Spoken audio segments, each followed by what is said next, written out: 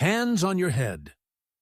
"Now!" the officer shouted, pushing the uniformed black man against the patrol car hood. He didn't resist. Instead, he looked directly into their eyes and said, "Check my phone. Call the contact named Pentagon." Less than 10 minutes later, a voice from Washington boomed, "Release him." Immediately. What happened? Why did an entire police station suddenly freeze?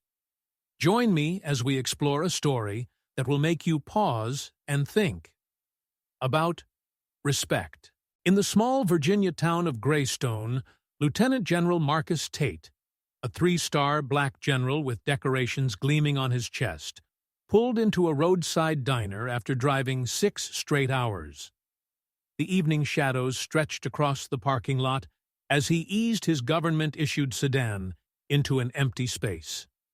Marcus straightened his immaculate uniform before entering. His posture remained parade ground perfect even after the long drive. Shoulders squared, chin slightly raised, every button and insignia precisely positioned. The weight of responsibility had shaped him over 30 years of service. Inside, the diner's fluorescent lights cast a harsh glow over worn leather booths. Jenny, a waitress with tired eyes but a genuine smile, approached his table. "What can I get you, sir?" she asked, noticing his uniform with a flicker of respect. "Just a burger and coffee, please," Marcus replied, his voice carrying the quiet authority of command without a hint of condescension. As Marcus waited, 2 patrol officers, Dale Ramsey and Travis Halt, pulled into the parking lot. Their cruiser's headlights swept across Marcus's car, illuminating the government plates for a moment, before darkness reclaimed them. "Check that out," Ramsey nudged his partner. "Guy in full-dress uniform. At Miller's Diner." His tone dripped with suspicion. "Probably some costume party reject," Halt chuckled. Neither bothered to run the plates or verify identification. They simply saw the uniform on a black man and decided, "Must be fake." When Marcus emerged from the diner 20 minutes later, keys in hand, the officers intercepted him with flashlights aimed directly at his eyes. "Nice outfit," Ramsey smirked. "Rent it from Hollywood?" Marcus blinked against the harsh light, but maintained his composure. "Officers, I'm Lieutenant General Marcus Tate, United States Army Special Operations Command." "Yeah, and I'm Captain America," Halt laughed, circling him. "Let's see some ID, General." Despite Marcus presenting his military identification card, the officers refused to properly examine it. "This could be printed anywhere," Ramsey declared, ignoring the holographic security features. Within moments, they had Marcus spread-eagled against the patrol car, hands cuffed behind his back, as he calmly repeated, "Contact the Pentagon. Verify my identity." Jenny watched in horror from the diner doorway as several passers-by began recording with their phones. No one intervened, except Jenny, who called out, "He's done nothing wrong. He just had dinner." The officers ignored her, pushing Marcus into the back of their patrol car while announcing, "Arrested for impersonating a federal officer." The interrogation room at Greystone Police Station was deliberately uncomfortable. Hard metal chair, flickering overhead light, and a temperature just cold enough to induce subtle shivers. Yet Marcus sat perfectly still, his posture rigid despite the handcuffs biting into his wrists. 3 hours had passed since his arrest. They'd taken his phone, wallet, and dignity, but not his resolve. Outside, officers Ramsey and Halt lounged against the hallway wall, occasionally peering through the one-way glass with smug satisfaction. "Got ourselves a real professional here," Ramsey chuckled, sipping lukewarm coffee. "Those stars look almost real." "Bet he's got a whole collection of fake uniforms," Halt added. "Military, police, probably even a firefighter costume for when the mood strikes." Their laughter echoed down the hallway, stopping abruptly when Police Chief Ed Callahan rounded the corner, his expression severe. "What the hell is going on? Jenkins at the front desk says you brought in a 3-star general." Callahan held Marcus's wallet open, examining the military ID with increasing concern. "It's fake, Chief," Ramsey insisted. "No real general would be alone in Miller's diner on a Tuesday night." Callahan's eyes narrowed. "Did you run his name through the system?" The officers exchanged uncomfortable glances. "I thought so," Callahan muttered, pushing past them to enter the interrogation room. Inside, Marcus didn't flinch when the door opened. His eyes, calm but resolute, met Callahan's immediately. "Sir," Callahan began, suddenly unsure, "there seems to be a misunderstanding." "There's no misunderstanding, Chief Callahan," Marcus replied, reading the nameplate. "Your officers made assumptions based on appearance, not evidence." The chief placed Marcus's wallet on the table. "These credentials look authentic, but we need to verify." "Call Secretary Ela Hargrove at the Pentagon," Marcus interrupted quietly. "Her direct number is programmed in my phone. She'll provide verification." Callahan hesitated, then nodded.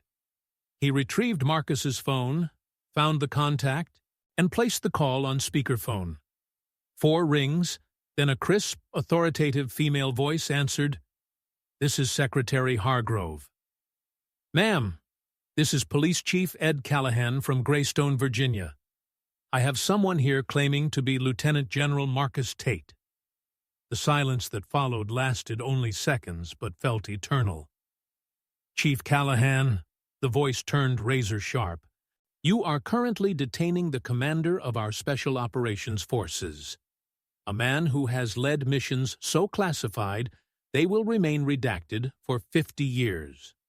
Release him immediately, with full apologies, or I will have military police at your station within 30 minutes. The Secretary of Defense is being briefed as we speak." The blood drained from Callahan's face. Ramsey, listening from the doorway, backed into the hallway. Holt suddenly found great interest in studying his shoes. "Remove those handcuffs, now," Callahan ordered, his voice breaking. As the cuffs fell away, Marcus slowly stood to his full height, adjusting his uniform with deliberate movements. Despite hours of discomfort, not a word of complaint crossed his lips. "Your officers didn't make a mistake, Chief," Marcus said softly, his eyes moving from Callahan to the 2 officers now shrinking in the doorway. "They made a choice, and every choice has consequences." In the silence that followed, the only sound was Ramsey's police radio crackling with distant, irrelevant chatter, a noise that would soon be replaced by the roar of media headlines engulfing their small town. By dawn, the cell phone videos had gone viral. Shaky footage showing a decorated black general handcuffed against a police car exploded across Twitter, Instagram, and TikTok. News channels played the clips on rotation, each broadcast amplifying the question, why was a 3-star general treated like a criminal after presenting identification? The hashtag #, Justice for General Tate, trended nationwide. Military veterans of all ranks posted photos in uniform with captions expressing outrage. Active duty personnel maintained official silence, but their families didn't. Thousands sharing stories of similar treatment despite their service. Jenny from the diner became an unexpected media sensation after her interview with a local reporter went national. "He was so polite," she recalled, twisting her apron nervously before the cameras. "Thanked me for every refill, left a generous tip. Then they just took him away. I told Dale, Officer Ramsey, to stop, that he was making a mistake, but they wouldn't listen." The Pentagon issued a terse statement. Lieutenant General Marcus Tate was wrongfully detained despite presenting proper identification. The Department of Defense is conducting a comprehensive review of similar incidents involving military personnel. Congressional hearings were announced. Civil rights organizations mobilized. The governor of Virginia called for an investigation into police practices across the state. Meanwhile, Greystone transformed overnight from an anonymous dot on the map to the epicenter of a national conversation. Media trucks lined Main Street. Protesters and counter-protesters gathered in the town square. The community split along predictable lines. Some residents defended the police, saying they were just being cautious. Others demanded accountability, pointing to a history of similar incidents that had never made headlines. Marcus himself remained conspicuously silent. He returned to Fort Bragg, declining all interview requests despite offers from every major network. His only public statement came through official military channels. "I wish to continue serving my country without distraction."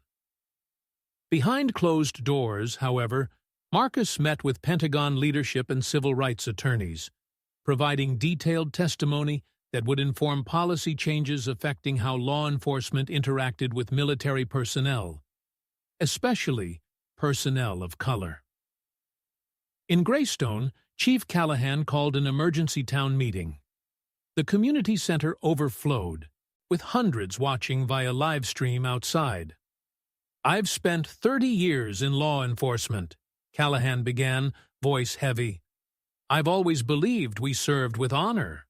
But what happened to General Tate wasn't honorable. It wasn't professional. And it wasn't an isolated incident." He removed his badge and placed it on the podium. "Effective immediately. I'm resigning as Chief of Police. Officers Ramsey and Halt have been suspended pending further investigation. This department requires fundamental change. Change I am not the right person to lead." His words reverberated beyond Greystone, inspiring police leadership nationwide to confront uncomfortable truths about who receives the benefit of doubt and who doesn't. 1 month after the incident, Marcus stood before 500 soldiers at Fort Bragg. The assembly hall fell silent as he approached the podium, 3 stars gleaming on his shoulders. News of his promotion to full general had leaked that morning, though the official ceremony wouldn't take place for another week. The standing ovation lasted nearly 2 minutes.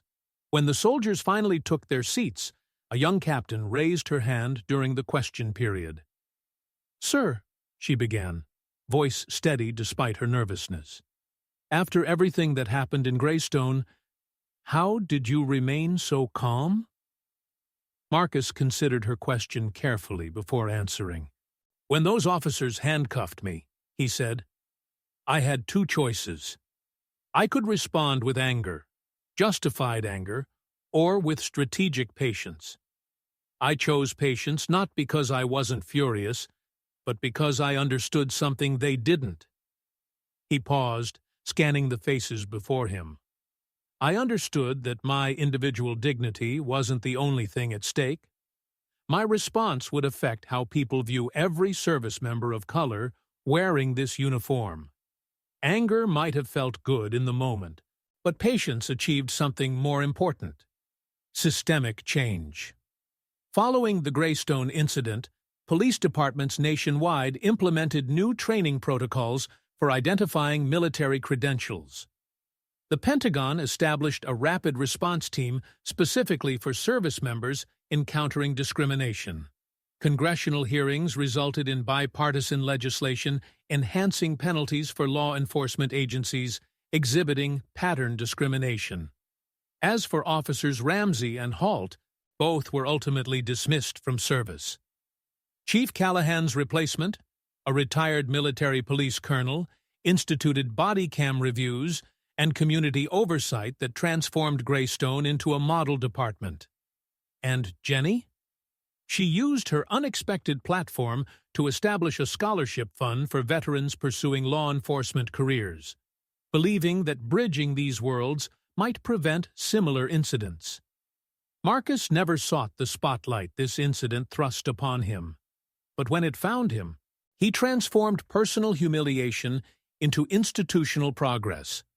Not through rage or resignation, but through resolute dignity that could not be handcuffed, regardless of what was placed on his wrists. General Marcus didn't fight to be recognized. He fought so that no one else would endure what he experienced. Sometimes, discrimination doesn't arrive with shouted slurs, but with suspicious glances. Justice doesn't begin with rebellion, but with a clear, unwavering statement. Verify your assumptions. The truth remains.